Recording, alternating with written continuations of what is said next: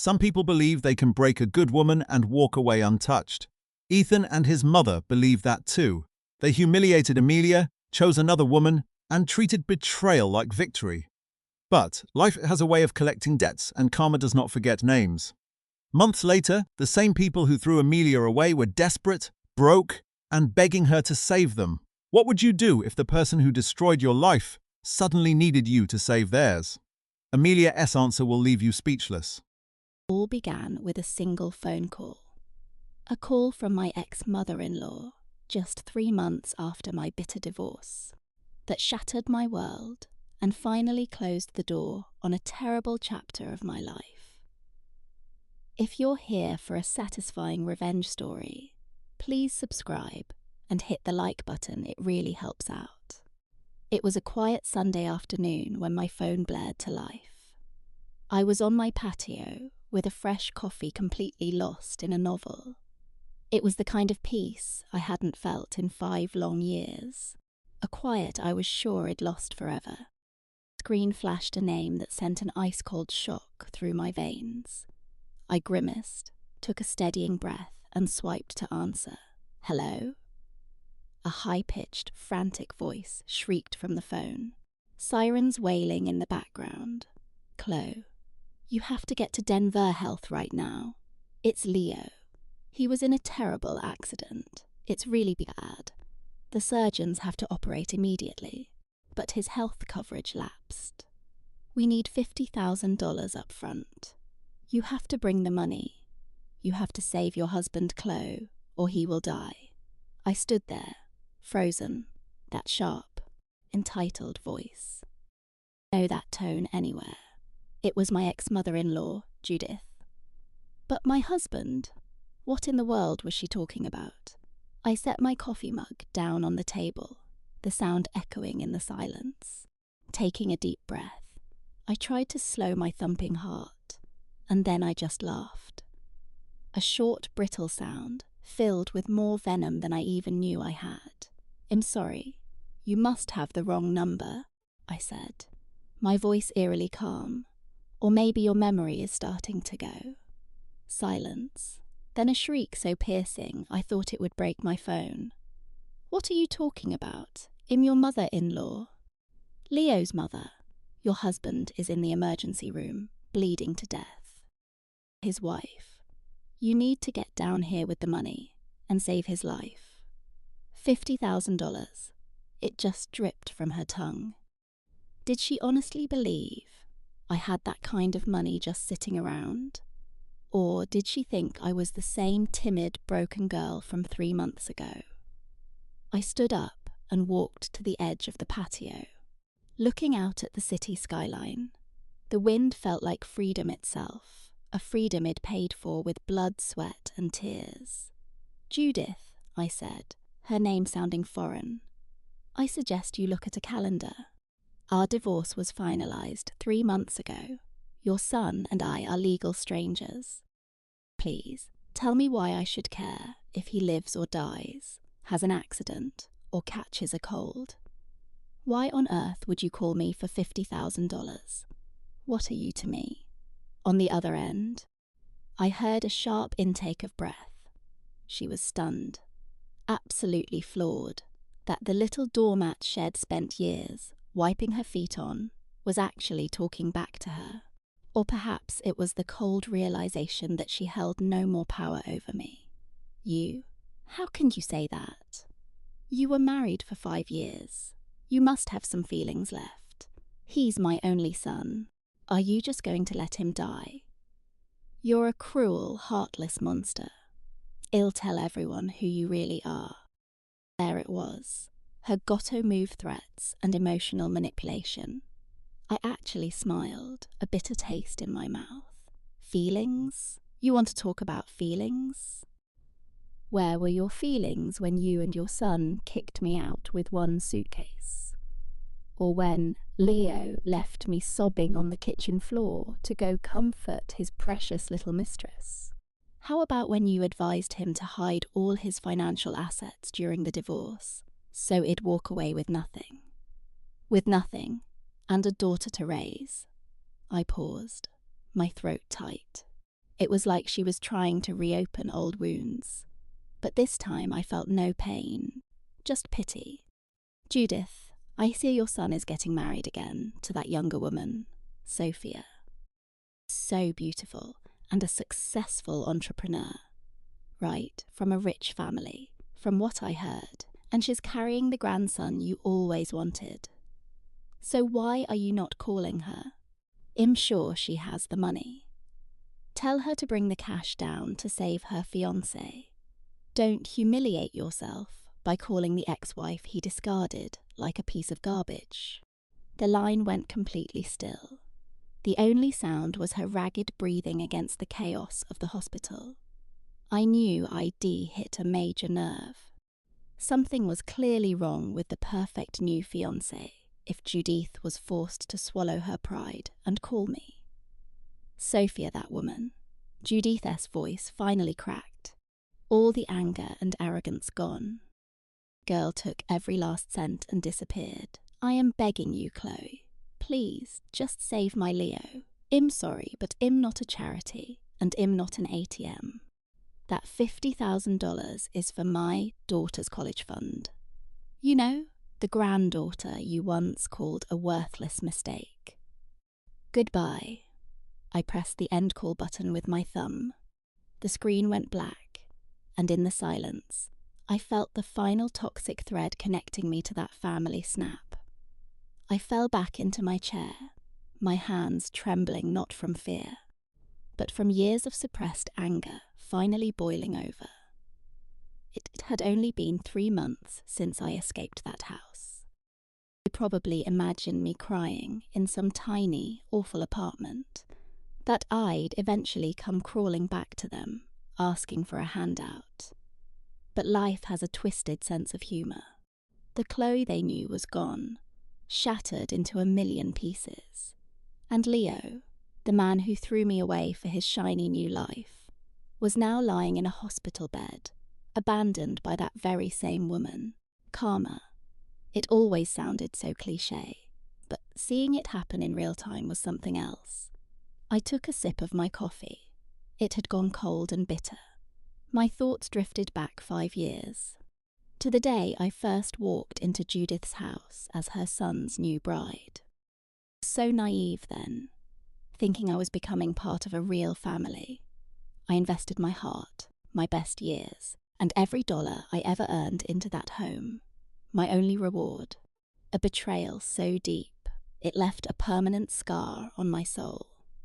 I was a lead software engineer, making $10,000 a month, and I was forced to hand my entire salary over to her. Every morning, she'd give me just $20 for the day's groceries. I gave my husband everything, completely oblivious that he was cheating on me for 2 years. Right under our own roof, the worst part.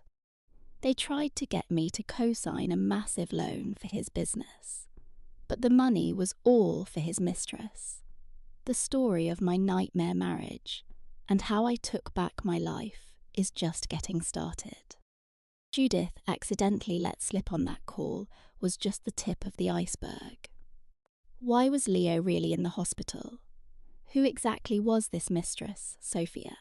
And how did I finally get my justice against all of them? My coffee was cold, but that one bitter phone call brought all the painful memories rushing back. I closed my eyes, feeling the wind on my face as my mind went back 5 years. I was 25, full of love and optimism, walking into Jude's house in my wedding gown. Everyone told me I was the luckiest girl in the world. My new husband, Leo, was charming and smart, the only child of a family with a gorgeous home in Denver's wealthy Cherry Creek neighborhood. Me. I was just a girl from a small town in Wyoming, but I'd graduated top of my class from a great college and landed a tech job with a salary my friends couldn't even dream of. But to my new family, I was just some girl from the middle of nowhere. You never really know people until you're living with them. That perfect house was nothing more than a beautiful cage where my youth and spirit slowly died. On our wedding night, before Wed even opened a single present, Judith called me into the den. She sat there on a large leather armchair like a queen on her throne and laid out a list of rules, her face a cold mask. "You are very fortunate to have married my son, so let me be perfectly clear about my expectations. We are a tight-knit family. Leo's father died when he was a boy, so it's just been us. I will not have my son taken advantage of from this day forward. I will manage both of your salaries, yours and Leo's." I was so shocked. I couldn't even form a sentence. What?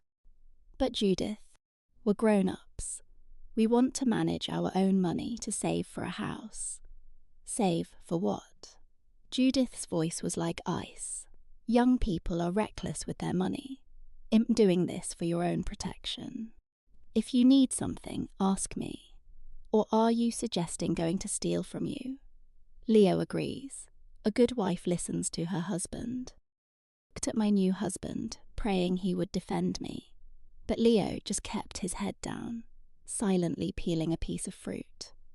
"Just let my mom handle it, babe," he mumbled. "She's just better at finances than we are. You're overthinking it." His words felt like a punch to the gut. But I was a brand new bride, desperate to keep the peace. So I bit my tongue and handed over my account info.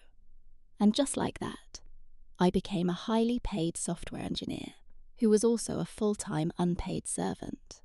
I'd get up before dawn to clean that huge 4-story Denver house, then rush to the market for fresh breakfast items. Judith micromanaged everything. Leo's morning shake needed 10 specific organic ingredients, prepared perfectly. Then I would race to my tech job, managing my team through high-stress projects. While my co-workers went out for happy hour, I had to sprint home to start making dinner. Leo would get home from his consulting job, drop onto the couch with his phone, and just wait to be served. Judith would stroll in from her Pilates class and immediately find something to criticize: a smudge on the counter or a soup that was a little too bland. But the money was the deepest cut.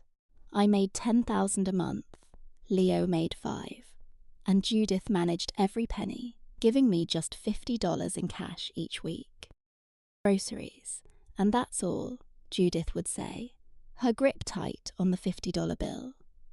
$50 for a week of food in a city like Denver was a joke. I quickly learned to survive on discount items and bruised produce, so that my husband Leo could have his expensive meals. I started skipping lunch at my own company, just drinking water to stop my stomach from rumbling, so we could afford better food. When I needed a dress for my firm's annual awards gala, I had to beg Judith for $200. You'd have thought I was asking for a vital organ. The new dress. Who are you trying to impress, Ava? You're a wife now, she scoffed. That money could have covered our groceries for a week. Stop being so selfish. The humiliation stung so badly. I just fled to our bedroom. I tried telling Marcus what his mother had said, but he didn't even look up from his laptop. My mum has a point, it's just a dress. You look fine in your old clothes, and in that moment I saw him. My husband wasn't just weak, he was cruel. He was so broken by his mother's control that my pain was invisible to them. I was just a walking paycheck who cooked and cleaned. I was already planning my exit strategy, but then I saw 2 pink lines on a pregnancy test. A baby. It felt like a flicker of hope in all that darkness, a reason to stay and fight. I told myself that a grandchild might soften Eleanor, that becoming a father would force Marcus to finally stand up for me. I was such an idiot. My quiet sacrifices weren't just overlooked. They were about to be completely erased by the arrival of another woman. One who would destroy the tiny family I was trying so desperately to hold together. After our daughter Lily was born, Marcus got a huge promotion, making him a rising star at his firm overnight. Strict weekly budget didn't change, but his schedule did. Suddenly, it was full of later-night client dinners. Marcus began to change too. He got obsessed with expensive tailored suits and started wearing a specific pricey cologne, but only on his nights out. His phone was practically glued to his hand. He changed his passcode, always kept it face down on the table, and started taking hushed, urgent calls out on the balcony. My gut was screaming that something was terribly wrong. But every time I brought it up, he shut me down. Stop being so paranoid. Work is stressful enough without this. And if Eleanor overheard, she'd jump to his defense. He's building a future for his family, and all you ever do is complain. Ambitious wife leads a lonely life, she'd say. So I kept quiet until one night Marcus left his iPad unlocked on the coffee table. An email confirmation from a luxury baby furniture store was sitting right there on the screen. The gift message read for my Jessica, my real future. I can't wait to meet our little boy. All my love. The room began to tilt our little boy. He was having another baby, a son. My hands shook as I picked up his phone. I'd seen his passcode earlier. Inside were dozens of romantic messages and photos of Marcus, with a beautiful younger woman, Jessica, a new associate from his office. Photos were a punch to the gut, but the Venmo history in his email was the real horror story. Babe, I really need $500 for that prenatal yoga retreat. Honey, this amazing Italian car seat is only $3,000. You're going to get it for me, right? And his reply was always the same, of course. Anything for you. I'll get the money from my mother and send it right over. I almost collapsed. The salary I was killing myself for, the money Eleanor claimed she was investing for our future, was being funneled directly to Marcus to bankroll his second family. Then I scrolled further. I found a text chain between Marcus and his mother. Mom, Jessica had the ultrasound. The doctor is 99% sure it's a boy, your grandson. Eleanor's reply was instant. A boy? Oh, that is wonderful news. Well done, son. I was getting so sick of you only having a daughter. For now, just keep other out of it. After Jessica delivers, we will figure things out. If you need more money, you just have to ask. With other's income, we can easily support my son. I dropped the phone. The soft thud on the carpet sounded like a gunshot. My entire marriage was a lie. The woman I had tried so hard to please was using my own money to finance her son's affair, all to get the grandson she was obsessed with having. It was all about her sick obsession with a male heir. For Lily, her actual granddaughter, she had never even bought a birthday card. She always called her that girl. But for a total stranger's unborn baby, she was willing to burn my whole life to the ground. The rage was a physical thing, choking me.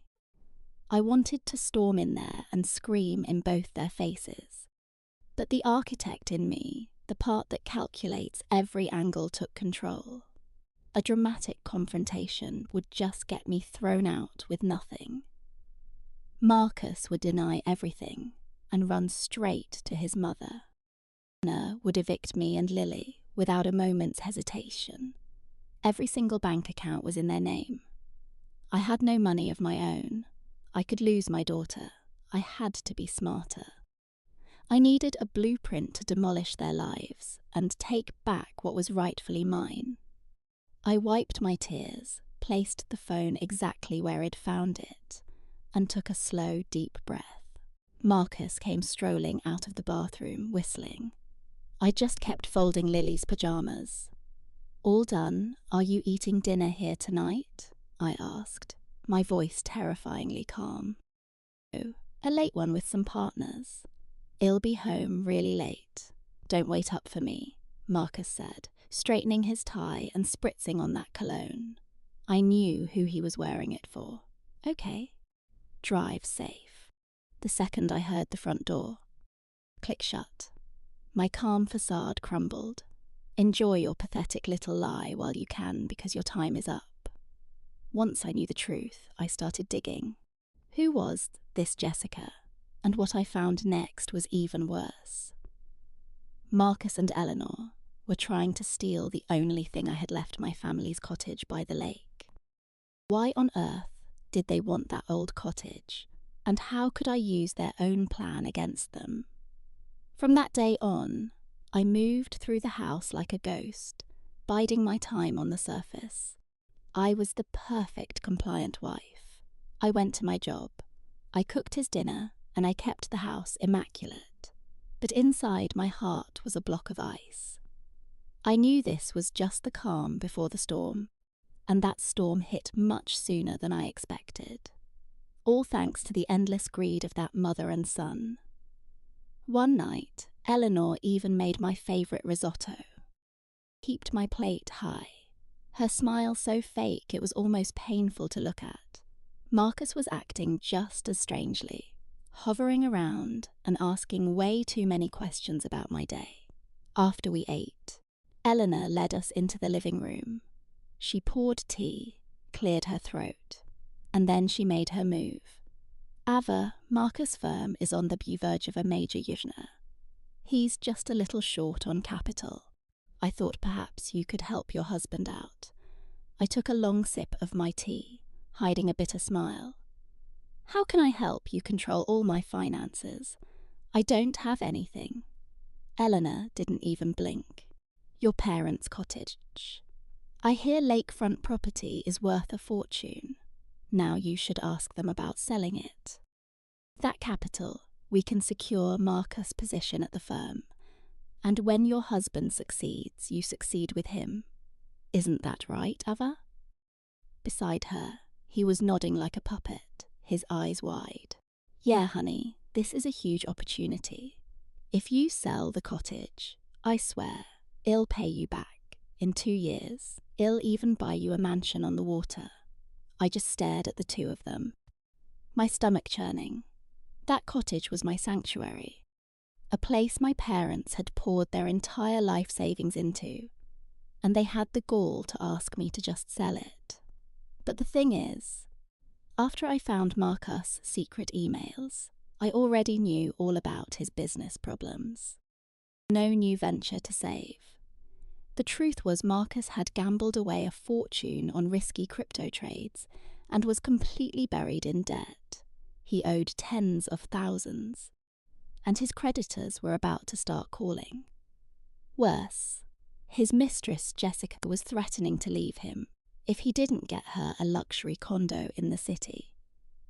Marcus and Eleanor were trapped. They couldn't sell their own house without admitting they were broke. So they came after my last asset. They wanted to sell my heritage to pay for his debts and his mistress' future. That cottage belongs to my parents. Can't just sell it, I said, putting my teacup down with a sharp click. Eleanor's sweet mother facade evaporated. Well, then you need to convince them. You're their only child. Who else will they leave it to? Is it really so much to ask that you support your husband? His entire career is on the line. His career or his crypto losses? I shot back, looking directly at Marcus. He flinched as if I'd slapped him, spilling water on his shirt. What are you talking about? I'm a partner at my firm. What losses, fine, I said with a dramatic sigh. Standing up, I'll think about it. It's a massive decision. I need some time. Walked back to our bedroom, leaving them fuming on the sofa. A few minutes later, I heard them arguing in Eleanor's office. Mom, she's being impossible. If she doesn't sell him toast. My lenders are going to sue, and Jessica's going to leave. Calm yourself. I'll handle it. If she won't listen to reason, we do it the hard way. She lives in our house. with our granddaughter. What choice does she really have of, well, apply pressure? Eventually she'll break. Hearing those cold, calculated words, I knew my time was running out to them. I wasn't family. I was just an obstacle. I had to move first. The next morning, I emailed my boss and told him I was sick. Morning, I took the deed to my family's lakeside cottage and put it in a secure bank vault. I even hid a tiny camera in the living room, just in case. But I had no idea their attack would be so direct, so personal. It all came to a head on a miserable rainy Tuesday. A text from an unknown number buzzed on my phone. It was a picture of Marcus, his arm wrapped around another woman, walking into a boutique hotel downtown. The message below was pure acid. He's taking wonderful care of me and our son. Hope you didn't make him dinner. It was her, Jessica. She was trying to break me. Wanted me to have a meltdown, to scream and cry, so she could look like the stable one and take over my life. But I was through playing the victim. A cold rage settled deep in my stomach. I dropped my daughter, Ava, at my Mom S and went straight home. I wasn't looking for a fight. I was there to blow their whole disgusting secret wide open. I found them in our living room. My heart hammered against my ribs as I saw him. Mark's voice was slurring, probably from the whiskey. What is it? He was standing there in nothing but a towel, and behind him, on my sofa, was Sophia, wrapped in one of my silk robes, a smug smile on her face as she rested a hand on her pregnant stomach. The colour drained from Mark's face when he saw me. "Olivia, what are you doing home?" I didn't even look at him. I walked right past and stared at Sophia. She wasn't the least bit afraid. She just gave me that sickeningly sweet smile. "Hi, Olivia. Perfect timing. I was just telling you about the new downtown loft he's buying for me and the baby. I finally turned to my husband." My voice shaking with pure fury. "A loft, Mark? And just how were you going to afford that? By selling my grandfather's property? Or with the money you've been siphoning from my landscape architecture firm?" He just gawked at me, his mouth hanging open.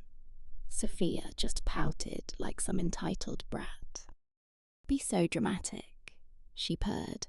"He's your husband. It's not a big deal if he uses a little of your money. I'm giving him a son, which is something you obviously couldn't do. You should be thanking me."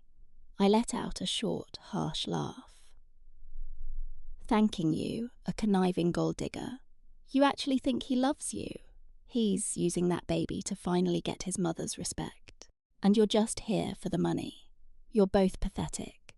"Shut up," Mark shouted, stepping towards me. "Don't you dare talk to her like that. She is pregnant with my son." "Your son?" I fired back, finally saying the one thing that had been eating away at me for months. "Are you absolutely sure about that?" That was it. Sophia burst into crocodile tears. "Darling, she's trying to jinx our baby? Trying to cause a miscarriage? Do something." Spurred on by her, Mark swung his arm back. The slap echoed in the silent room, and my cheek exploded with pain. I stumbled backward, my head cracking against the corner of the fireplace mantel. I felt a warm, sticky trickle of something run down my temple. I looked up at the man I had married. He was standing over me, his face a mask of rage, hands clenched into fists, with zero remorse in his eyes. "Get out!" he screamed. "Get out of my house, you psycho!" I slowly pulled myself to my feet, wiping the blood from my face. I saw Sophia's triumphant smirk, and Mark looking like a cornered animal. In that single moment, something inside me just broke. The tears dried up. "Fine," I said, my voice unnervingly calm. "You can have him. I truly hope you two get everything you have coming to you." I walked out of that house and drove straight to his mother's place. I had to tell Eleanor. Some small naive part of me believed that if she knew what Mark did, that he struck his pregnant wife for his mistress, the mother inside her would finally see the truth. I was completely wrong. A massive thunderstorm had started by the time I pulled up. I ran inside, completely soaked and with blood still on my face. Eleanor was on the sofa, watching some game show. She barely even looked up. Good grief. What on earth happened to you? Are you trying to cause a scene coming here like this? Eleanor, I whispered, my voice breaking. Mark is having an affair. He hit me. He's been spending all of our savings on her. I waited for the horror, the anger. There was nothing. Eleanor just took a slow sip of her Chardonnay, her eyes fixed on the television. Then she spoke, her voice flat and cold. I know. I felt frozen to the spot. She knew. She knew her son was cheating on me, and she just let it happen. She finally turned to me, her expression full of contempt. So what? Men get distracted. The bottom line is, Sophia is giving this family an heir. She knows what's important. All you gave us was a daughter, and you were always so cheap, refusing to use your inheritance to help your husband get ahead. You're a useless wife. Eleanor, how could you say that? I was trembling with rage. She shot up from the couch, her finger jabbing toward the front door. Mark already called me, he said. You barged in like a lunatic and attacked his new girlfriend. We don't need your drama here. Get out of my house right now. I want Sophia to move in. My grandson will not be raised by some stranger. You're throwing me out in this storm? I stammered, in total disbelief. Get out before you humiliate yourself any further. And with that, she stormed into our guest room, threw some of my clothes in a tote bag, and heaved it out onto the soaking wet porch. And don't even think about taking anything else, she screamed from behind the door. Others at your mother's? Perfect. We have no need for another girl in this family anyway.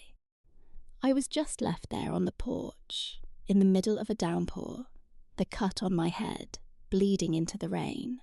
My bag was sitting in a growing puddle. Then the front door slammed shut, and with it, every single shred of hope I had left. I stared at that enormous house, a place I had poured 5 years of my life into.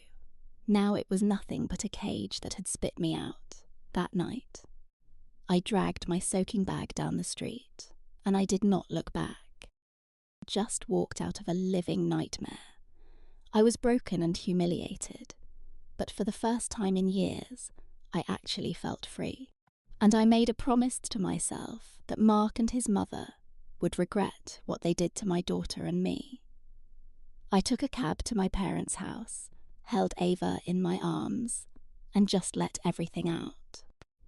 I moved right back into my old childhood bedroom. My parents were horrified when they saw how thin it'd gotten, and how withdrawn Ava was. My usually quiet father slammed his fist on the table. You're divorcing him. Immediately. You and Ava are staying here. Don't waste another second on those monsters. With their support, I hired a divorce lawyer the very next morning, hoping for a quick, clean divorce, a few signatures on a piece of paper, and it would all be done. But I had seriously underestimated the cruelty of Mark and Eleanor for them. This divorce was one last opportunity to completely ruin me. Our first mediation session was absolutely suffocating. Mark and his mother came in with their lawyer, and 2 people, I would later learn, were paid to lie. Mark sat right across from me, his expression a cold, emotionless mask. He refused to even look at me, just kept his eyes on the documents in front of him. We got to the topic of Ava's custody. Mark's lawyer stood up and dropped a bombshell. My client is seeking sole custody. Olivia Vance is an unstable mother with a documented history of infidelity. She neglects her child and has no means of support. I shot out of my chair, yelling, "That is an absolute lie. He's the one who cheated. He has a pregnant mistress." Eleanor was on her feet in an instant, pointing a finger at me. "You will watch your tone. My son is a loving husband. We have no idea who you were with during all those late nights at your office." She then slapped a huge binder down on the table. Inside were pages and pages of faked text messages between me and a colleague, manipulated to look like we were having an affair. They had even hired some man to sit there and commit perjury, claiming he was my lover. My blood turned to ice. This wasn't just about custody. This was character assassination. Their entire plan was to paint me as the villain, so they could take everything we had built. On the financial side, Mark claimed he had made every single dollar of our savings, calling my income hobby money. Mark then demanded 50% of my landscape architecture firm, insisting his social connections made it a success. He also swore that his mother Eleanor had been managing all of our finances for years, looking at them, so consumed by greed. I felt disgusted. They really thought they could just steamroll me. But they forgot one little thing. I'm a landscape architect. I design systems that are built to last. And when I'm pushed into a corner, I always have a backup plan. I gave my lawyer a tiny nod. He opened his briefcase and laid out the evidence I had been quietly gathering for months. Dismantle his cheating claims. We presented work emails between my architect husband and I that were copied to his entire staff. Then, we brought out a family iPad Mark had forgotten about, which was filled with his texts to Sophia about their future life and their baby. The hired witness he brought along started to sweat when my lawyer cross-examined him and finally admitted he was paid $500 to lie. For the money, we had 5 years of bank records showing how Eleanor had me wire her cash, with every single transaction accounted for. Showed how my monthly household expense transfers to her perfectly matched deposits into a secret account she had opened in her name. I'd even gotten my hands on a copy of her bank statement. But the real knockout blow. My firm was started with an inheritance, locked away in a premarital trust just for me, Olivia. Legally, every penny of it was mine. Mark had zero claim to it. The judge reviewed the proof and threw out every single one of Mark as ridiculous claims. I was awarded full custody of Ava, and he was ordered to pay child support. My firm was secure. I did lose the money Eleanor had tricked me out of, since I couldn't legally prove it was extortion. I lost 5 years of my savings, but I won back my daughter and my dignity. That was the only thing that mattered. As we left the courthouse, Eleanor was furious that I got to keep my business.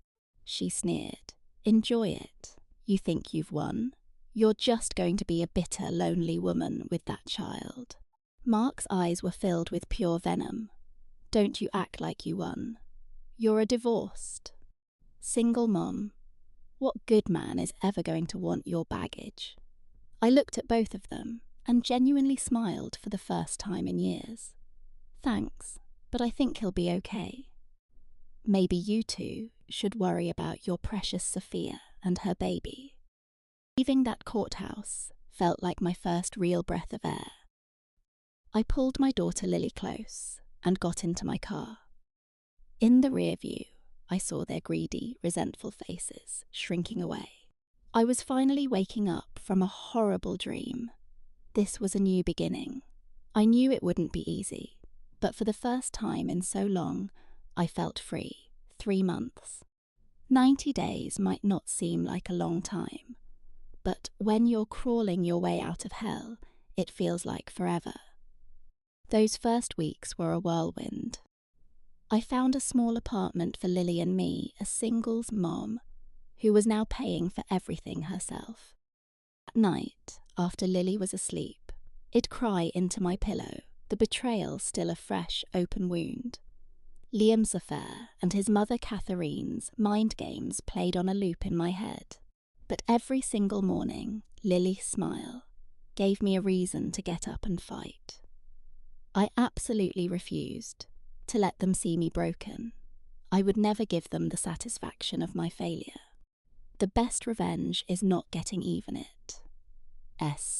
Building a life that is happier and more successful than they could possibly imagine. I threw every ounce of my energy into my work. With the constant stress gone, my creativity just soared. I landed 3 massive interior design contracts, one right after the other. My firm's reputation went through the roof. I was finally making good money, and I started to invest it back into myself. I chopped off my long, uncared-for hair into a stylish, sharp bob. I threw out the frumpy clothes Catherine used to call appropriate and bought myself sleek, tailored suits that made me feel powerful again. I started doing yoga, got a proper skincare routine, and even began to enjoy wearing makeup. The woman staring back at me in the mirror was almost a stranger confident, vibrant. The deep sadness in her eyes was finally gone, replaced by a fire. Men started asking me out, but I would just smile and say no. My heart wasn't quite there yet. My daughter and my design practice were my whole world, and just as my life was beginning to bloom, on the other side of San Francisco, Liam's was starting to fall apart. I started hearing gossip from mutual acquaintances about his mounting financial problems. After the divorce, he had smugly moved Isabella into our old penthouse. Catherine was thrilled, parading her pregnant new daughter-in-law around like some kind of prize. But that little fantasy didn't last long. Liam burned through his savings and took on huge loans to launch an exclusive personal shopping brand for Isabella. She imagined herself as a CEO whose only real job was to look pretty for photos, but Isabella was all style and no substance. She had awful taste and absolutely no business acumen.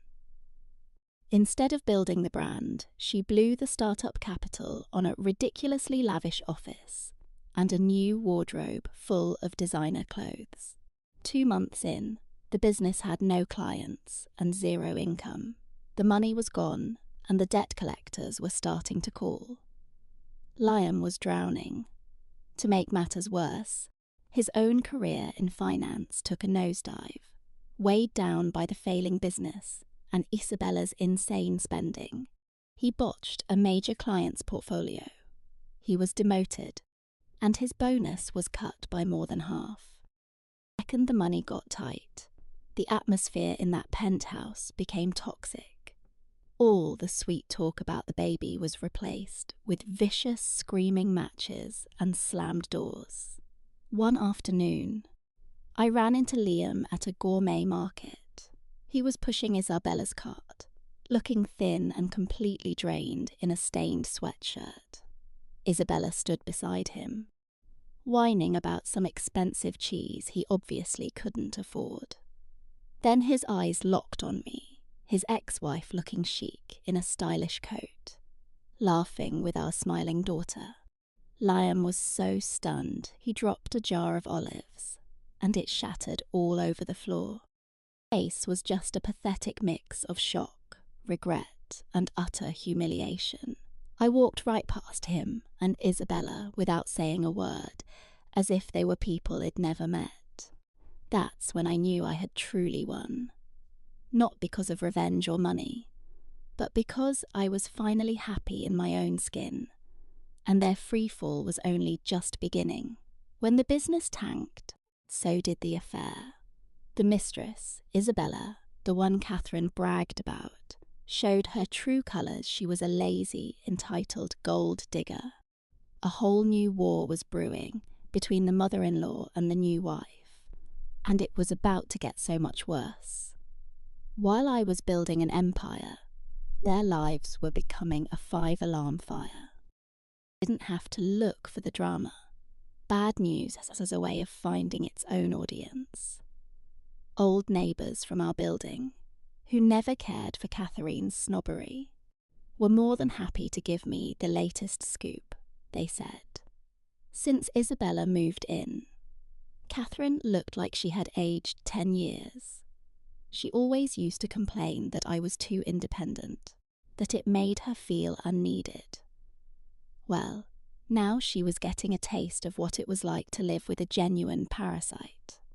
At first, Isabella, 4 months pregnant, was treated like a queen. But the day our divorce was final, her sweet act evaporated. She became a rude, lazy slob who refused to lift a finger. She wouldn't even get out of bed until noon, and cooking or cleaning were far beneath her. Left piles of dirty dishes everywhere. Catherine hungry. I made you some Greek yogurt. Ugh, no, the baby wants something salty, like those truffle fries from that cafe on Mason Street. It's for your grandson's health. You should probably go get some. Isabella would just lie on the sofa all day, scrolling on her phone, treating Catherine like her personal assistant. This was the same woman who used to have me up at dawn to iron Liam's shirts. Now she was a DoorDash driver for a spoiled brat. One day Catherine finally cracked, but just a little, you know. Some gentle prenatal yoga would be very good for you. Just sitting on the couch all day can make labour much more difficult. Then she just couldn't help herself. Charlotte was still working on design plans the day Lily was born. Hearing my name, Isabella shot up and glared at her. Don't you ever compare me to his washed-up ex. I am carrying this family's heir. If you loved your old housekeeper so much, why don't you just hire her back? I'm tired. Catherine was speechless. Nobody had ever dared to talk to her that way. But then she looked at Isabella's belly, thought of her precious grandson, and just swallowed her pride.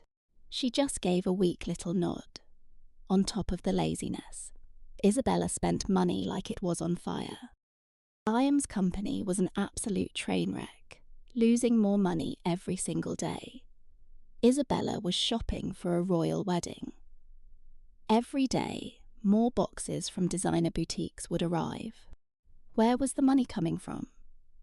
She would just manipulate Liam, if he even hesitated to say yes. She would throw a fit, threaten to leave, or burst into tears, claiming his stress was hurting the baby. Liam, completely under her spell and too proud to admit he was broke, started borrowing money from loan sharks to keep up the facade. It all blew up the night. 2 very large men appeared at their door, demanding the first enormous interest payment.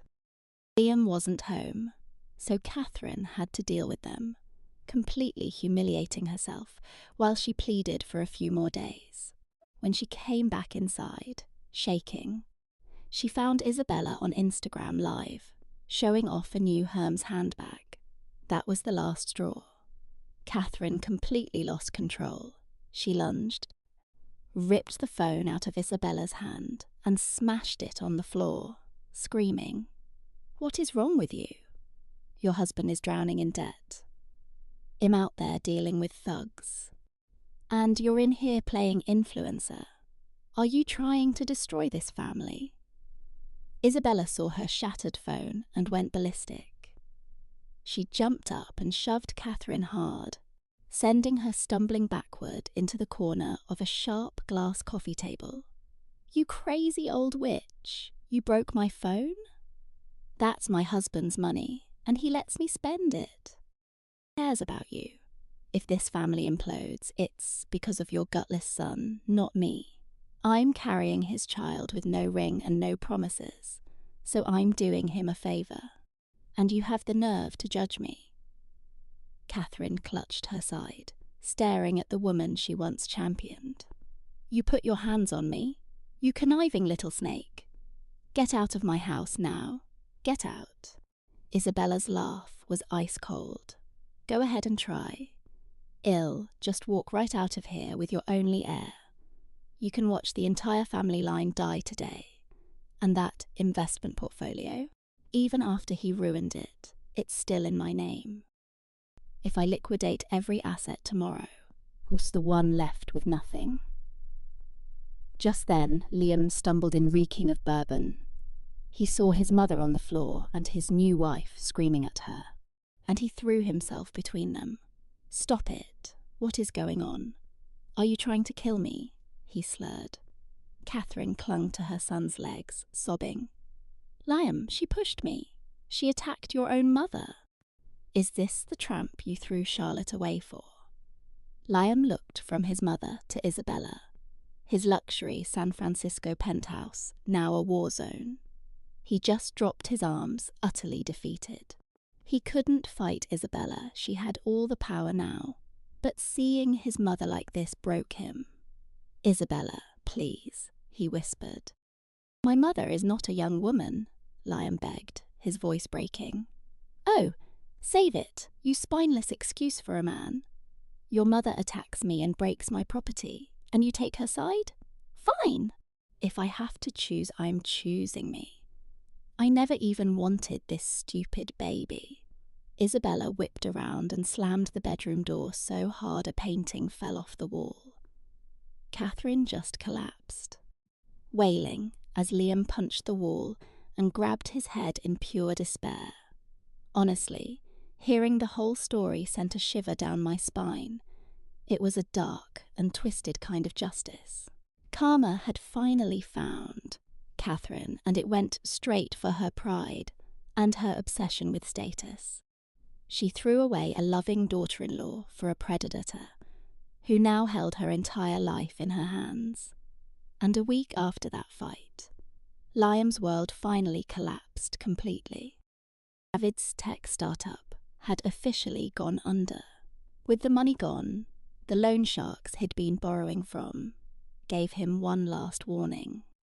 If he didn't have $50,000 in cash within 72 hours, they were coming to his mother Margaret's condo to take everything.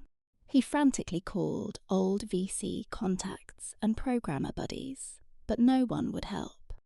The Silicon Valley gossip network was brutal how he'd dumped his wife for some young influencer, just as his company was imploding. He was radioactive, cornered and desperate. David remembered his secret stash. It was cash he'd siphoned from an early seed round when we were married, almost 60 grand. He'd tucked it away in a small wall safe for a rainy day just like this. That night, the San Francisco fog was so thick, it felt like rain against the penthouse windows, just like the night he'd thrown me out. David, haunted by his deadline, stumbled home drunk again. He went straight for his home office.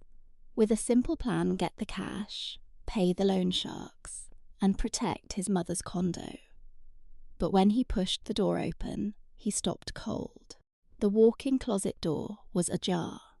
Every last one of Jessica's designer bags and heels had vanished. Then his eyes found the small safe, hidden behind a modern art print, was wide open and completely empty. Not a single $100 bill. David shook his head, blaming the expensive whiskey. He dropped to his knees, but the safe was barren. Every single dollar, his only way out, was just gone. On his desk was a note, written in bright pink lipstick. David, sorry, but this whole broke founder lifestyle isn't my brand. Think of the cash as my golden parachute. I'm leaving California. Don't try to find me. Bye. The colour drained from David's face. His knees gave out. Jessica was gone. She hadn't just dumped him. She'd cleaned him out, leaving him and his mother to deal with the fallout. That liar! David screamed like a wounded animal. He didn't hesitate. He snatched his car keys and bolted out the door. "David, where are you going in this fog?" Margaret yelled, but he was already tearing out of the underground garage. David raced through the slick San Francisco streets like a man on fire. One single thought pounded in his head: find Jessica, get the money back. He guessed she was making a run for SFO or the Transbay bus terminal. The fog slicked the windshield, the whiskey blurred his vision, and pure, raw anger made him blind to everything.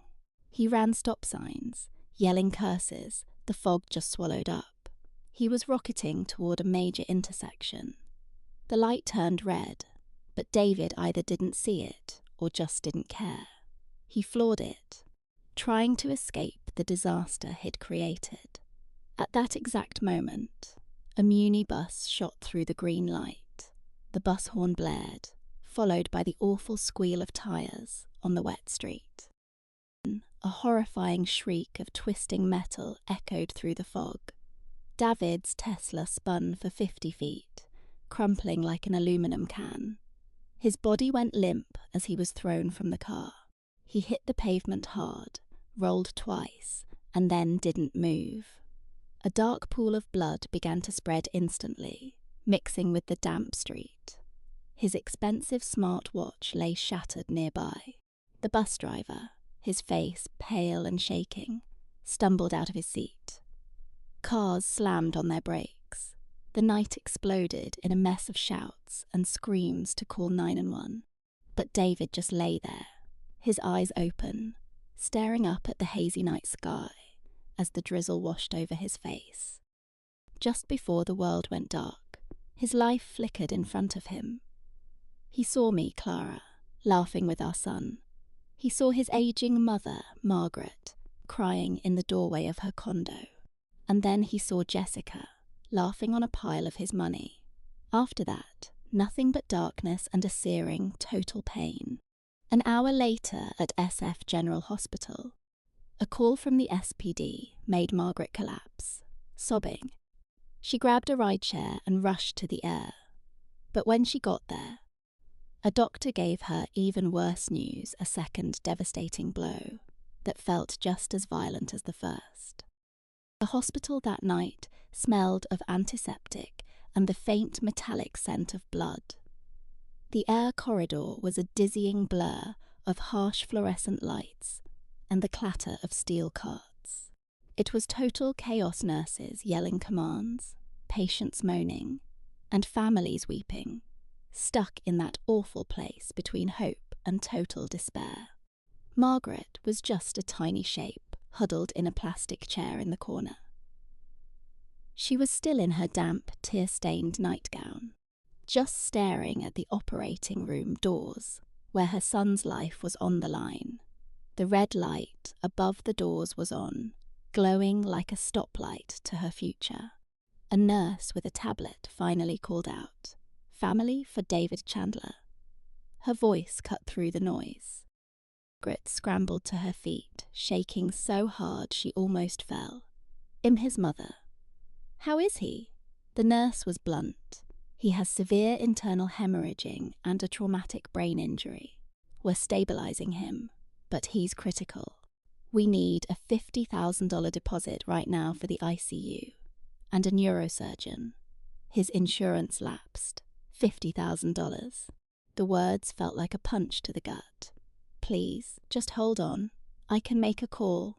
I can get it," Margaret begged, tears flooding her eyes. "You don't have much time. Your son is critical." The nurse just gave a sharp nod and moved on, leaving Margaret completely alone in her panic. Shaking hands, Margaret fumbled for her phone. And she didn't call me.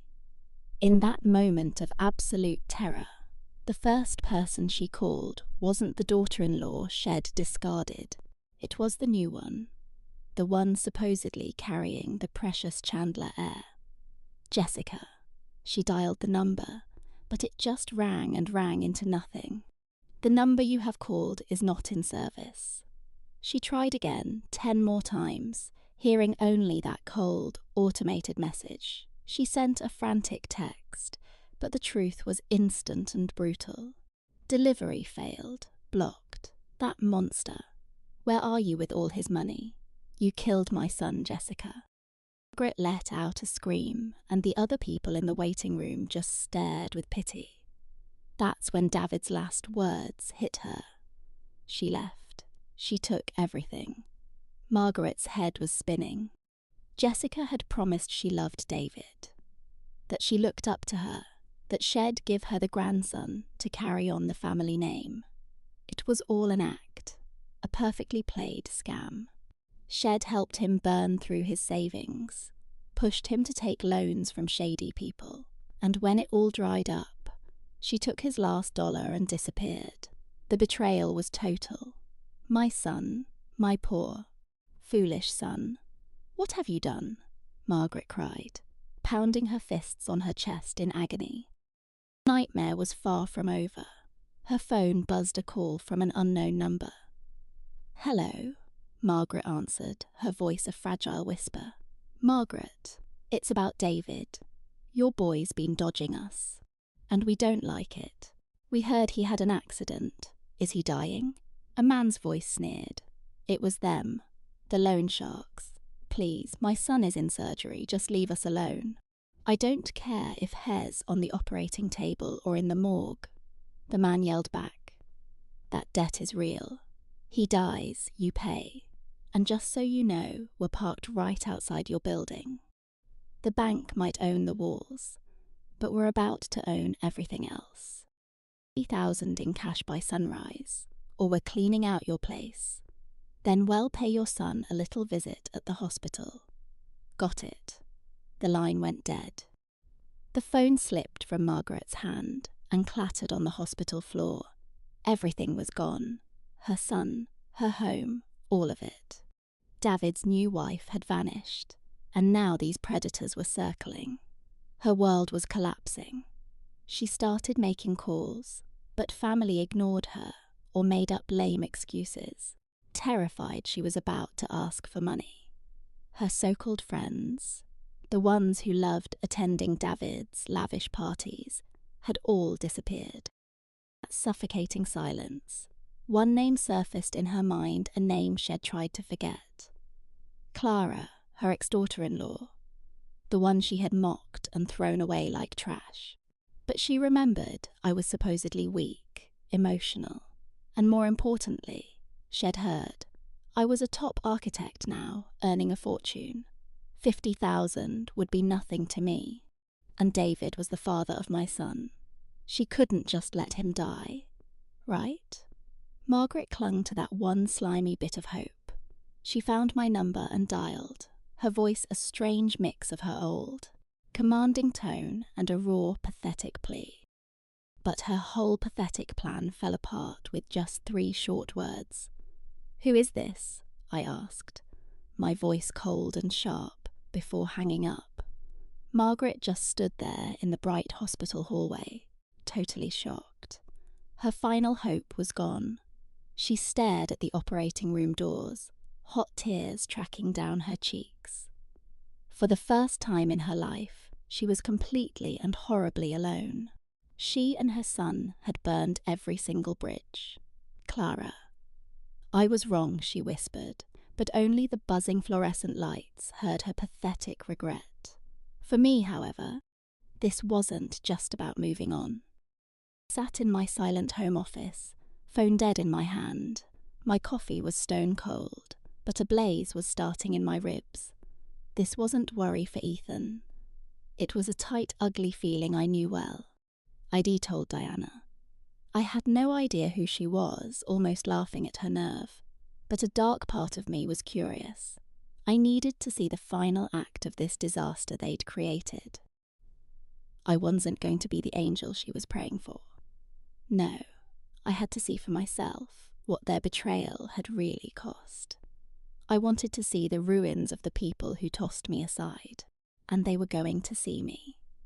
I stood up and walked to my closet. I didn't even look at my old, comfortable clothes. I pulled out a sharp, tailored black suit. I matched it with a silk blouse, my best leather briefcase, and the heels I bought after closing the downtown tower deal. My makeup was clean, professional, but I drew on a slash of blood-red lipstick like a final piece of armor. The woman in the mirror was powerful, serene, and in control. A total stranger to the exhausted new mother who smelled like baby formula just a year ago.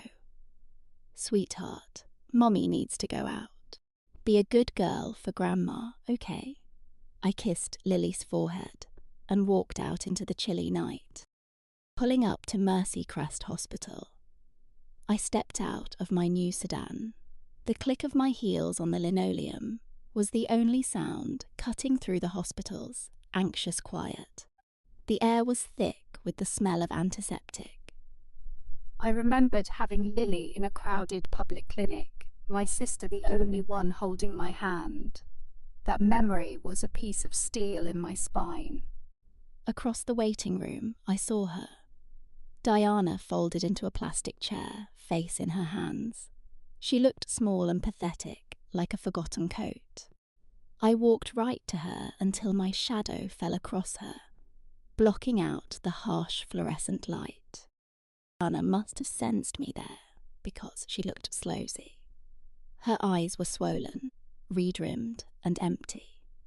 She blinked at the polished woman towering over her, and for a second, she didn't recognize me.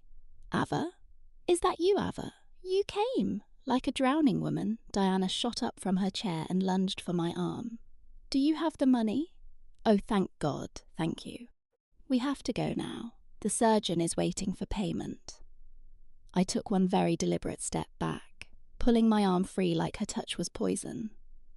Settle down, I said, my voice perfectly flat and cold. I'm not here to pay for a thing. Diana's hand hung in the air. Her desperate grin froze, then collapsed into disbelief and pure rage. What are you talking about?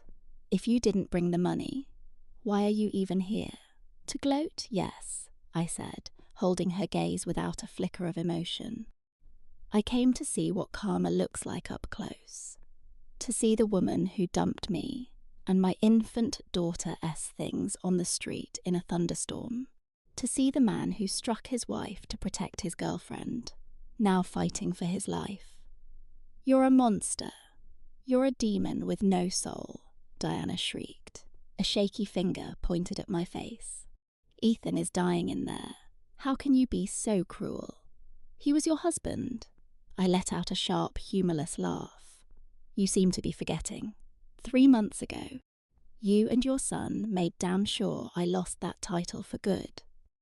Now, I am just a spectator, and a stranger has zero obligation to save the man who tried to destroy her. I leaned closer, my voice dropping to a harsh whisper she couldn't escape. Diana, that $50,000 you need is nothing to me. I could wire it from my phone in 10 seconds. But you want to know why? She just stared, trapped by my voice. Real fear finally creeping into her eyes. Because I'd rather give that money to an animal rescue than save a leech like your son. At least a shelter dog understands loyalty. You and Ethan just bite the hand that feeds you. Now get away from me. I can't stand the sight of you. Anna gasped, choking on her fury, and fell back into the chair, clutching her chest like her heart was about to give out. At that exact moment, the emergency room doors swung open. A surgeon walked out, pulling off his mask with a tired sigh. He looked around and called, "Family for Ethan Vance." Diana looked like she couldn't form words. I glanced at her, then faced the doctor. That would be her. What's his condition? The doctor, probably thinking I was a relative, just gave a grim shake of his head. We've managed the internal bleeding, but the head trauma is severe. Honestly, without a miracle, he'll likely be in a permanent vegetative state. The long-term care costs will be astronomical. You're re-looking at thousands of dollars a day. The family needs to prepare, both emotionally and financially. A vegetative state. The words felt like a judge's sentence. Not dead, but not alive. Just a body, a breathing machine that would be a bottomless, expensive pit for the rest of their lives. As the Dr. S words sunk in, Diana's eyes rolled back in her head and she fainted, slumping over in the chair. No one even moved to help her. A couple of nurses had to rush over. I just stood there watching. I saw the woman who used to bark orders at me, now passed out, and the doors to the room where her son would be caged by machines. The victory, I thought, I wanted never arrived. I just felt a hollow emptiness, and a strange hint of pity for a life so completely ruined by greed. They poured all their energy into cheating me out of my small inheritance, and now their future was just a mountain of medical bills.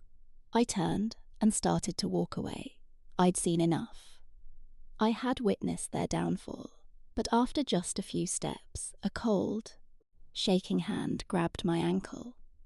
I spun around, shocked. Diana was awake, but she wasn't in the chair. She had crawled on her hands and knees across the filthy hospital floor to get to me. She wrapped her arms around my legs and looked up, her face a disgusting mess of tears and mucus. Every single shred of her pride and arrogance was gone. "Ava, please. I am begging you. Please save my son." She then pressed her forehead to the cold floor. A dull thud. Then another. I was wrong. I'm just a stupid old woman. I was awful to you. It should be me lying in that bed, not him. But Ethan is still so young. Ava, you have the money. Please just show him some mercy. Give him a second chance. I swear I'll pay you back. I'll scrub toilets. I'll beg on the street. I'll be your slave for the rest of my life. A woman in her 60s. Bowing on the floor in a public hospital. Everyone walking by stopped to stare and whisper. Some of them probably thought I was a cruel, heartless daughter. Others likely just saw another ugly family drama. I looked down at Diana, the woman who made me get on my knees to scrub her kitchen, who watched every bite of food I took. Now she was clinging to my designer shoes. For a single second, a wave of pity hit me so hard, I almost buckled, but the part of me that survived their cruelty screamed, "Do not fall for this. A promise from her is worthless. The moment she gets what she wants, get up. Stop causing a scene," I said. My voice was still like ice, but maybe the sharpest edge was gone. "And how exactly would you pay me back? You have nothing, and your son is now a living debt. Could you possibly give me? Diana just fell apart, sobbing. She stayed on her knees, hands clasped together like she was praying Ava. "I know you hate me and Ethan. I know I was a monster. But please, you have to find some forgiveness. We were a family once. For 5 whole years, we lived under the same roof. Don't you remember any of that? When you married my son, I introduced you to all my friends. I taught you how to make all his favourite dishes. How can you just forget all the good times?" I looked down at this pathetic woman. Good times. I actually believed her own sentimental garbage. A bitter laugh bounced off the sterile hospital walls. "Diana, your memory is selective. You talk about family dinners, but you forget. I was the one cooking them all day. You talk about shopping, but you forget screaming at me for buying the free-range chicken because it cost $3 more." I leaned down, my voice like a knife. "Yes, we shared a roof for 5 years, and for every single one of those years, you served me a daily dose of your contempt. Remember Christmas dinner? Your precious Ethan got the best cut of roast, while I got the dry end piece. A good wife knows her place, you always said. That part slip your mind too." Diana, stunned into silence, just stared at the floor, muttering excuses. That S just my way. I was hard on you because I wanted you to be good enough for Ethan. I never meant to hurt you. He has a temper. You know how these artistic types are. And now he's in there, fighting to live. Ava, please. For a woman like you, with your own business, $50,000 is nothing. Save him, and we can finally be the family we should have been. I'll accept you for real this time. I'll make sure that Chloe girl is out of the picture, and you can come back home. Even then, with her entire world on fire, she still thought she was the one in charge. You really think marrying her son was some sort of jackpot? I've had enough. I snapped, my composure finally breaking. Don't you dare speak to me like. You're doing me a favour. You think I want back into that soulless high-rise? You're about to lose. You think I want that cheating, broken man in that hospital bed? I pulled out my lipstick, reapplied it, and my voice hardened. Tough on me? No, Eleanor, you weren't tough. You were a tyrant, a petty queen who treated me like the hired help, pocketed every dime I made, and insulted my family every chance you got. And then came the grand finale. The night you and Marcus threw my daughter and me onto the street in a storm because I refused to sell my father's ring to pay off his mistress. It isn't a lesson. That's just a sickness in your soul. Eleanor began to shake, each word hitting her like a slap. You want me to save that man?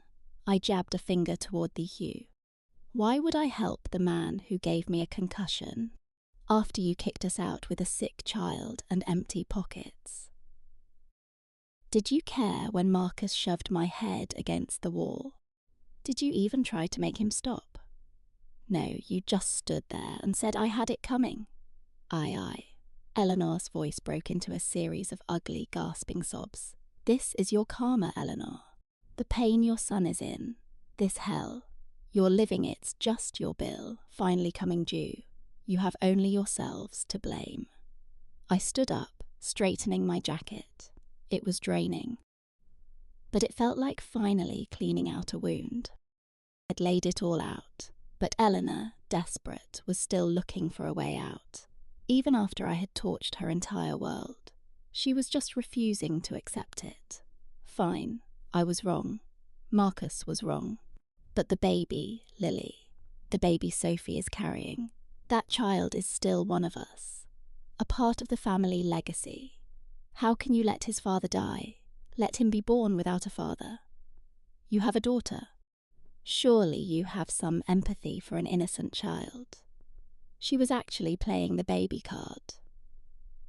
She thought my own motherhood was her last line of defense. She had no idea the truth I was holding would completely demolish what little hope she had left.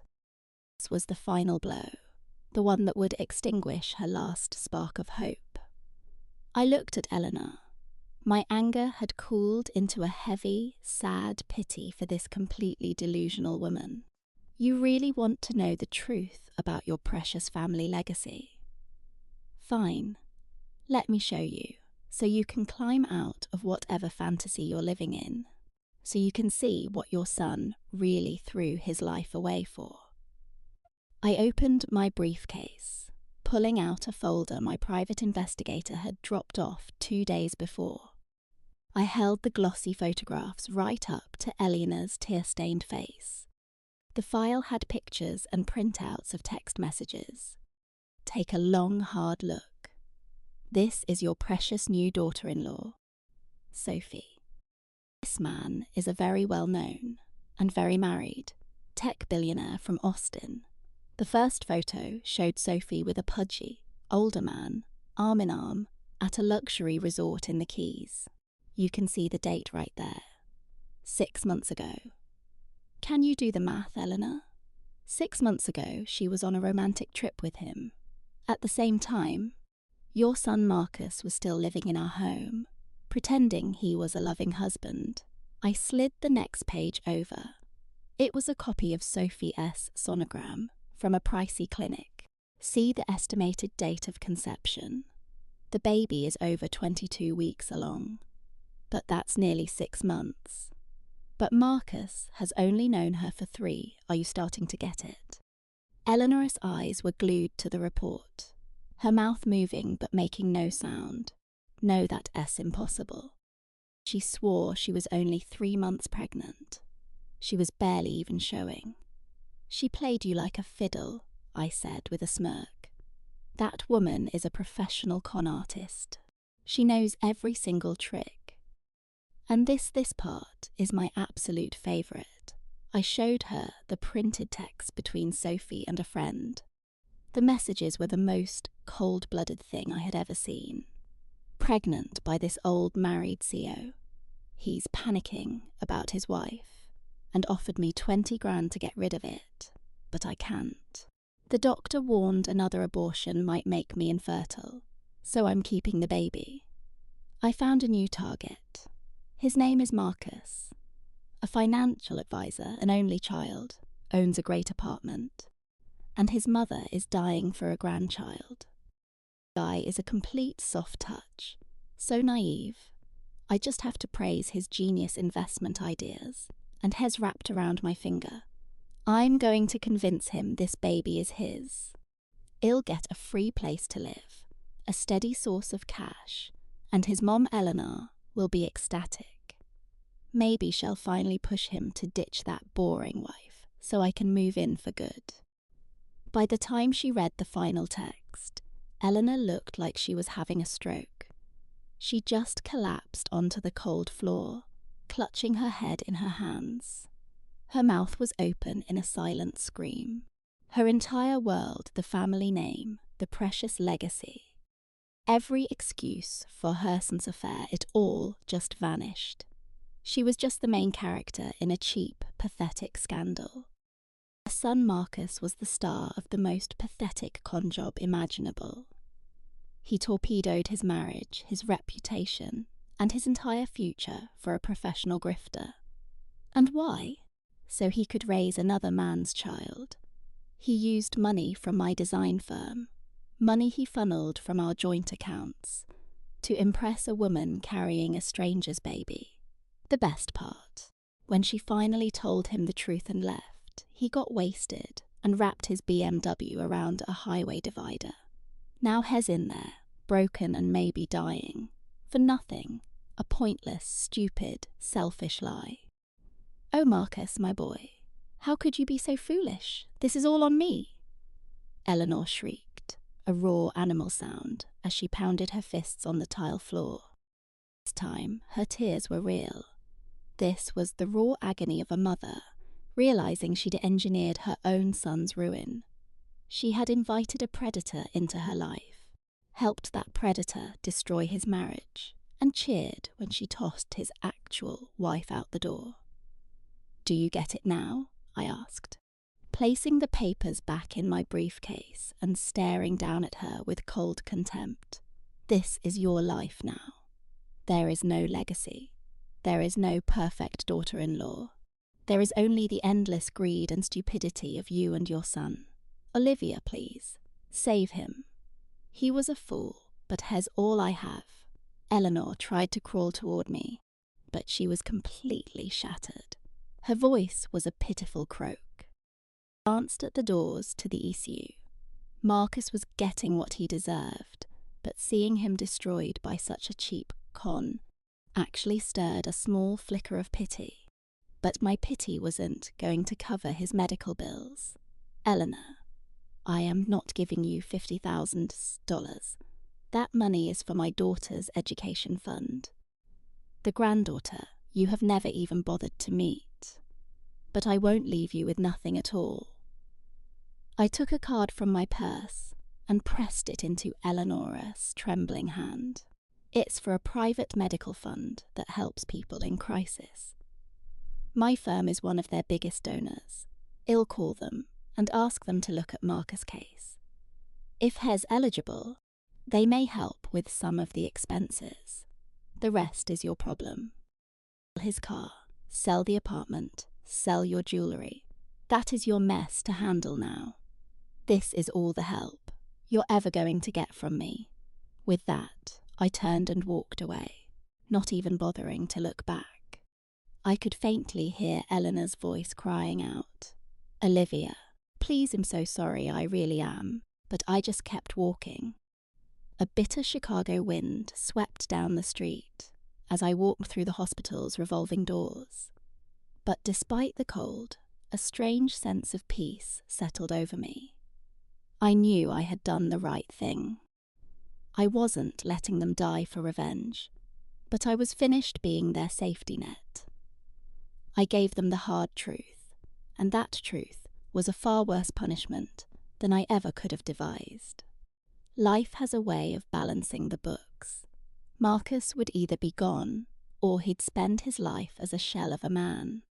It was the price he'd pay for his betrayal. Sophie took her cash and disappeared, but a guilty conscience is a heavy burden to carry with stolen money. And Eleanor, she would live out the rest of her life in a prison she built herself, consumed by regret. And me? I looked up at the cold, clear winter sky. Tomorrow, I would drop Lily at school and head to my design studio, feeling more creative and focused than I had in a long time. I was going to build a stunning, independent, and joyful life, because I earned it. Leaving Northwestern Memorial, the night air felt sharp and clean. A distant siren faded into the background, but I felt nothing but peace, having left Eleanor to face her own miserable reality and crushing grief. Then my pace started to slow. I wasn't having second thoughts, and I wasn't about to march back in there and write a $50,000 check for the man who shattered my life. That money represented my hard work, my sleepless nights, my drive. It belonged to Lily's future. I would never give a single cent to the man who tried to destroy both of our lives. Still, a hard knot was tightening in my stomach. I was not like them, no matter what they did to me. My own conscience wouldn't let me be cold enough to just watch a person die over a lack of funds. I stopped at my car, took out my phone, and instead of calling for a ride, I dialed a trusted mentor on my company's board, Mr. Caldwell. He's the head of the Chicago Civic Trust. "Mr. Caldwell, it's Olivia. I am so sorry to call you so late. Yes, there's a patient in critical care at Northwestern Memorial. He's a young man. A horrible car accident. And his family is completely broke. It appears his poor, elderly mother is just devastated. They lost their life savings in a recent market crash. They don't have the money to cover his first surgery." I took a steadying breath, keeping my voice even. "I was wondering if you could review his case for emergency aid. I can confirm their financial situation is desperate. Yes, the standard review process is perfect. No, please, leave my name completely out of this. Just say, an anonymous hospital source made the referral." Hanging up the phone, a wave of calm just washed over me. It was the last decent thing I could ever do for Julian. I didn't give him my money, but my name that still held weight. It gave him a chance, not for his sake, or for the memory of us. I did it for my daughter Mia. I needed to build a world to be proud for her to grow up in. One day, I'll have to look her in the eye and know. I took the high road, that I have no secrets to keep. I looked back at the clinic doors. Sophia was still crumpled on that bench, clutching my card. She just looked so small and defeated, like a doll left out in the rain. I'd never see a cent of my money, not the $50,000 I promised. His survival was her problem now, completely on her shoulders. She'd have to sell that Gold Coast penthouse she loved flashing around, just to handle some missed debts and the coming hospital bills. That was the true price of her decisions. I slid into my car, the smell of leather chasing away the sterile clinic air. In the mirror, I looked exhausted, but my eyes were sharp, determined. "Goodbye to all that mess," I whispered. The engine purred, and I pulled onto the quiet street, thinking of Mia tucked in her bed, safe at home. When she wakes, I'll tell her a new kind of fairy tale. About a queen who built her own castle to protect her princess and their kingdom. I'll teach my daughter that kindness is a strength, but you have to be smart about who deserves it. I'll teach her to never let anyone diminish her, and to always have her own escape fund, total financial independence. Because when your life turns upside down, the only one you can truly rely on is yourself and what you've built. That night, I slept deeper than I had in years. The 7-year nightmare was done. With that one call, I cut the toxic cord that had been strangling me. But the story wasn't over just yet. I marched on, bringing twists no one could have predicted. And karma, like a patient accountant, always balances the books. 2 years later, on a cold New Year's Eve in Chicago, the city sparkled below. I stood in my office on the 30th floor, gazing at the sea of lights. A polished plaque on my desk read Amelia Vance, principal designer. In those 2 years, I never once looked back. I went from being the wife discarded by her husband and his mother to running my own thriving design firm. Bought a stunning penthouse overlooking Lake Michigan and settled my parents in a beautiful greystone just blocks away. Mia, now a bright first grader at a great city school, was growing into a funny, self-assured little girl. My life was finally peaceful and happy. I took amazing trips with friends, soaking in every second of my freedom. Plenty of successful men asked me out, but I wasn't interested. I was too busy enjoying life on my own terms.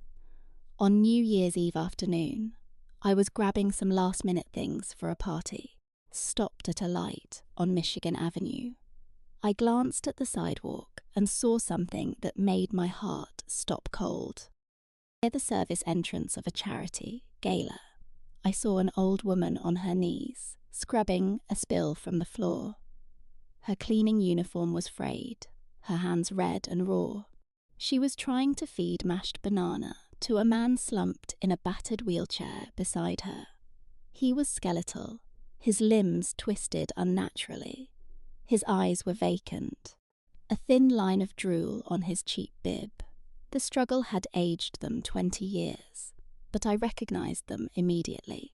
It was Genevieve and her son Julian. The accident hadn't killed him.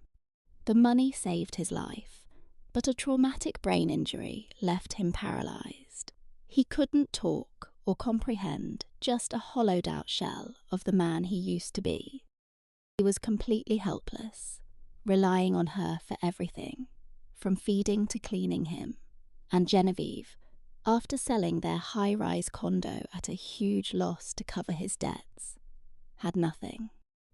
The little money left got them a tiny apartment in a rough neighborhood. The woman who was so arrogant and condescending was now a full-time caretaker for her shattered son. I watched from the shadow of the doorway. "Come on, sweetheart. Just one more bite for Mom?" Genevieve pleaded, her voice thin and cracked with a fatigue so deep she couldn't even cry. Her hand shook as she lifted the spoon, but his body suddenly jerked, sending the container flying. Mashed banana hit the clean floor. Genevieve finally broke. Wiping at his shirt, she sobbed. "My God, what is this life? I wish you'd died in that wreck."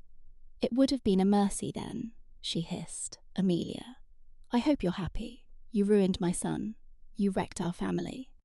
Julian just sat there, making these awful guttural sounds as tears streamed from his empty eyes. Maybe deep inside his shattered mind, he felt remorse, but he could never say it. He couldn't even move a finger. He was a prisoner in his own body, forced to witness his mother's despair every single day, all because of his actions. It was a punishment far crueler than death. Watching them, the burning anger I once had for them faded to a sad pity for how fast a life can unravel. I'd heard through the grapevine that Sophia, the new fiancée, got dumped by her venture capitalist boyfriend in Lincoln Park. He discovered her scheming and took back everything.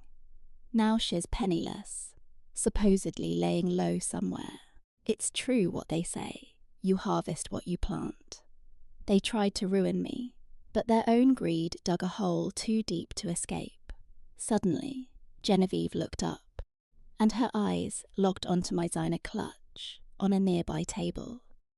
Couldn't make out my face in the dim light, but she saw that clutch bag a symbol of the life she desperately wanted and had lost. Her expression was a toxic stew of envy, shame, and utter hopelessness. It likely never occurred to her that the woman holding that bag was the same one Shed called worthless and thrown out. I turned and walked away silently. I left them to their miserable little drama, unfolding in the wings of a world they no longer belonged to. I didn't offer a dime or another thought. My silence, my walking away, was the only reply they deserved. We lived in two separate realities now, with no way to cross between them. I turned to my table, where my parents and my daughter, Mia, were waiting for me to accept my design award. As I approached, Mia ran to me, wrapping her arms around my legs. "Mummy, you're back! They're about to call your name." I knelt and hugged her, inhaling the sweet scent of her hair. The warmth of true family enveloped me. "I'm right here, sweetheart." Seeing my parents glowing with pride, looking at my amazing daughter, I finally smiled. This was real happiness, the kind built on love and honour, not lies. And so, the story of Amelia Julian and Genevieve ends, a sterile clinic, a mother's bitter regret, and a woman finally at peace. A story like this stays with you, churning up feelings that are tough to pin down. One story ends, but it makes you ask a million questions about fate, about our choices, and about finding genuine happiness in this complicated life.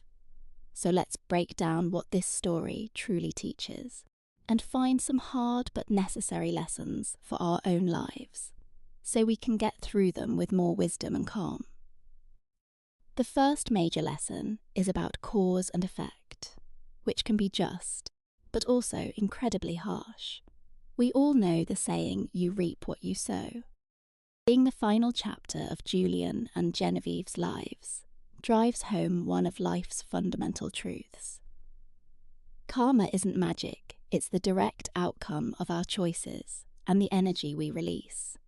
Julian and Genevieve sowed seeds of greed and betrayal. In the end, they were forced to harvest the bitter crop they planted. Seeing Julian, once a powerful real estate developer, now trapped by a brain injury, is a sentence worse than any jail cell. He's a prisoner in his own mind, watching his mother burn through her savings to care for him. That was his bill coming due, and Genevieve, her pride shattered, works a menial job to stay afloat. The lesson is brutally simple. You can't build your happiness on top of someone else's pain. Anything gained through deceit and manipulation will always crumble away. Living with integrity and kindness isn't just a pleasant thought. It's the strongest shield you'll ever have against life's inevitable storms. But the true soul of this story is Amelia's journey back to herself. She is the definition of resilience and independence. She dragged herself from the wreckage, dried her own tears, and became the author of her own life. The lesson Amelia teaches us is simple: you have to be your own lifeline. Hand over your life or your happiness to someone else. When you have your own financial independence, you have power, you get respect, and you get to decide what happens next. You have to learn how to channel your pain into your strength. The way Amelia reacted when she saw them at that awards gala spoke volumes about her self-worth. She didn't make a scene or revel in their shame. Her calm had nothing to do with them. It was all about protecting her own peace of mind. Letting go of that betrayal doesn't mean you forget. It means you acknowledge it and you move on. Life is way too short to keep reopening old wounds. Focus on winning at your own life right now. Yourself first. Protect your body and your spirit. Never stop growing. And give your precious time to the people who genuinely love you back. No matter how dark things get, if you refuse to break and keep moving forward with integrity, there is always a new dawn waiting for you. Just look at Amelia, who took the most devastating moment of her life and turned it into the very fuel she needed to build a better one.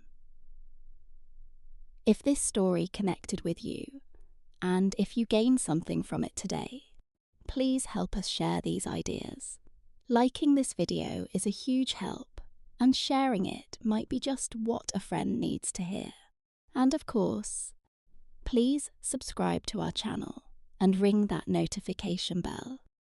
Return soon with another powerful story drawn from real life. Your support is the fuel that keeps this channel running and allows us to share these messages of hope. Thank you so much for being here with me today. May you find peace in your spirit, comfort in your home, and true love in your journey. Take good care.